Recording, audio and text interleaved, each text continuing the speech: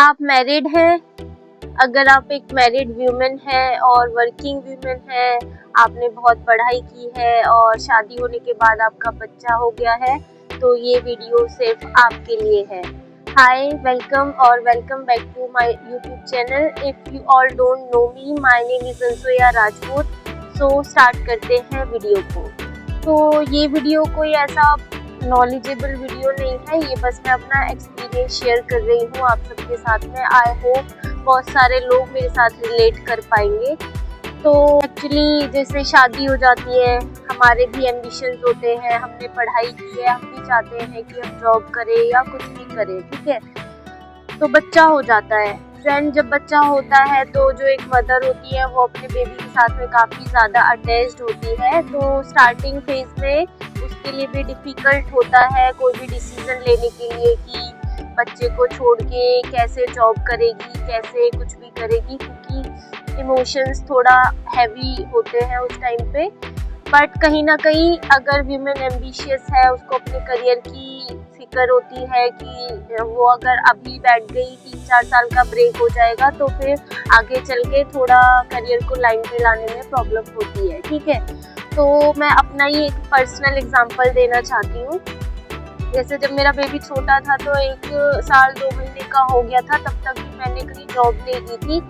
बीच में 6 मंथ्स की maternity leave के बाद मैंने रीजॉइन किया था, तो विद इन 20 और 23 डेज मैंने वहाँ पे रिज़ाइन डाल दिया था, क्योंकि मैं कंटिन्यू नहीं कर पाई, क्योंकि मैं नहीं रह पा रही थी उसके बिना। मैं पूरे टाइम जब हॉस्पिटल में रहती थी तो वहाँ पे भी बस मेरे दिमाग में यही रहता था कि मेरे बेटे ने दूध पिया होगा, नहीं पिया होगा, या वो अभी क्या कर रहा होगा, क्योंकि हम 24 घंटे उसके साथ रहते हैं और उसको छोड़ के जाना, वहाँ पे 9-10 घंटे का टाइम बाहर बिताना बहुत मुश्किल था। तो मैंने उस टाइम पे रिज़ाइन कर दिया था। देन जब वो 1 ईयर का हो गया, फिर मैंने सोचना स्टार्ट किया कि अब क्या करूँ। फिर वो 1 साल 2 महीने का हुआ तो मैंने सोचा कि चलो कुछ करते हैं, तो मैंने उसको छोड़ा। तो मैं ये कहना चाह रही हूँ कि एक बेबी को जो एक मदर होती है वो 9 मंथ्स अपने वूम में कैरी करती है, ठीक है। उन 9 मंथ्स में वो बहुत सारी प्रॉब्लम से मतलब गो थ्रू होती है। किसी को बहुत वॉमिटिंग होती है, किसी को कुछ प्रॉब्लम्स होती है, कुछ होता है, बहुत सारी चीज़ें होती हैं। तो वो जो 9 मंथ्स का फेज होता है एक मदर ही समझती है, ठीक है। दैन फिर आप जब डिलीवर करते हो बेबी को तो लेबर पेन से आपको गुजरना पड़ता है। लेबर पेन से भी आप गुजर जाओगे, ठीक है। जैसे मेरा था 23 आवर्स के लेबर पेन के बाद मेरी डिलीवरी हुई थी, तो चलो वो भी कोई बात नहीं। दैन आता है आपका पोस्टपार्टम फेज। उसमें आप देखते ही होंगे बहुत रेयर चांसेस होते हैं जहाँ पे मदर को बहुत इम्पोर्टेंस दी जाती होगी। सब बेबी के पीछे पड़े होते हैं कि बेबी आया है, बेबी आया है, बेबी आया है। मदर को तो जैसे सब साइड कॉर्नर कर देते हैं। हाँ ठीक है, पोस्टपार्टम फेज में ससुराल वाले आपका थोड़ा बहुत ध्यान रखते हैं, बट पोस्टपार्टम फेज में एक टर्म आता है पोस्टपार्टम डिप्रेशन, जो मुझे भी लगता है कहीं ना कहीं मैं भी उस चीज़ से गुजर रही थी। बट शायद बहुत सी महिलाएं गुजरती होंगी, बट कोई समझना नहीं चाहता। जिस सोसाइटी में हम रहते हैं वहाँ की जो लेडीज होती है ना, उनको लगता है कि जो जैसे मान लो जो एज्ड पीपल होते हैं वो यही बोलते हैं कि हमने भी तो बच्चे पैदा किए थे, है ना।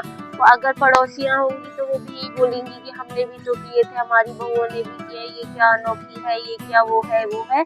तो कोई ना समझना नहीं चाहता कि हर किसी की बॉडी डिफरेंट है, हर किसी का ना बैकग्राउंड डिफरेंट है। हो सकता है उसने उतनी चीज़ें नहीं झेली हो जो आप उससे एक्सपेक्ट कर रहे हैं।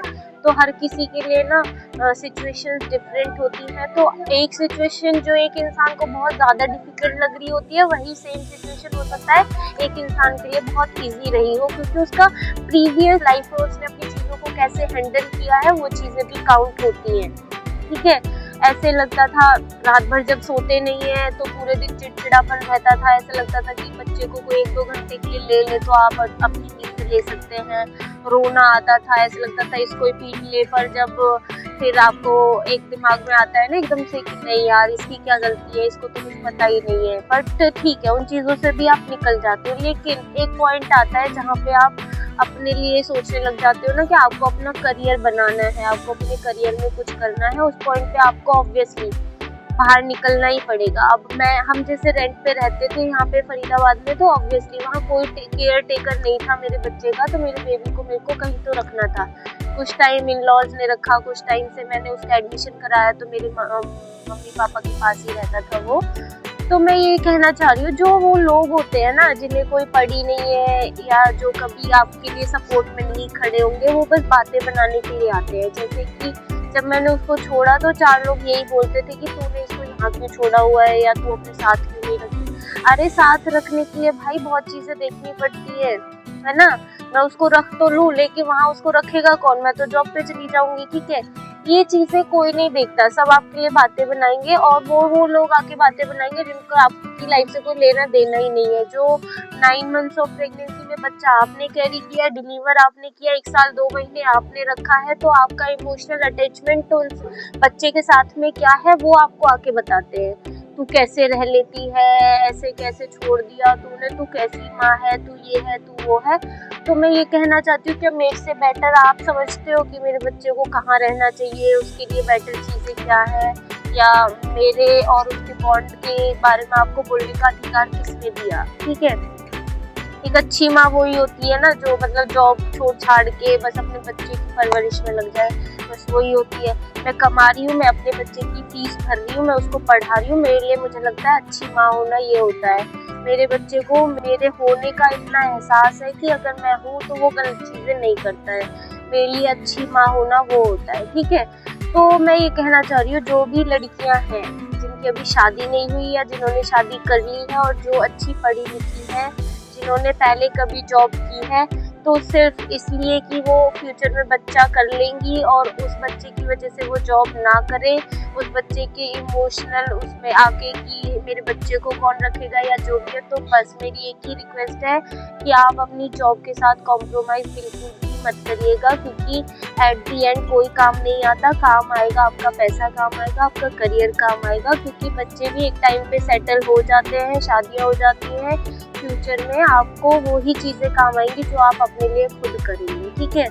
तो मेरी कुछ लोगों से यही रिक्वेस्ट है कि अपनी अपनी लाइफ पे ध्यान दें, अपनी लाइफ पे फोकस ज़्यादा करें। दूसरों की लाइफ में क्या हो रहा है, वो अपने बच्चे के साथ क्या कर रहे हैं, अपने परिवार के साथ क्या कर रहे हैं, उन चीज़ों पे ज़्यादा फोकस नहीं करेंगे तो आपके लिए भी अच्छा है, उन लोगों के लिए भी शांति बनी रहेगी अगर आप उनकी लाइफ में इंटरफेयर नहीं करेंगे तो। और ये दोगलापन छोड़ दीजिए कि जिसके साथ हो रहा है उसके मुंह पे तो आप अच्छा अच्छा बन के दिखाएंगे और सेम उसी की बुराई जाके दूसरे के साथ में करेंगे। तो क्या आप लोग भी इन चीज़ों से गुजर रहे हैं? अगर आप लोग भी ऐसी चीज़ें फेस करते हैं तो प्लीज़ मुझे कमेंट करके ज़रूर बताइएगा। ये मेरा खुद का पर्सपेक्टिव था तो मैंने शेयर किया, मेरी लाइफ में ऐसा चल रहा था तो मैंने बताया है। तो मिलती हूँ मैं नई वीडियो के साथ में, तब तक के लिए बाय बाय।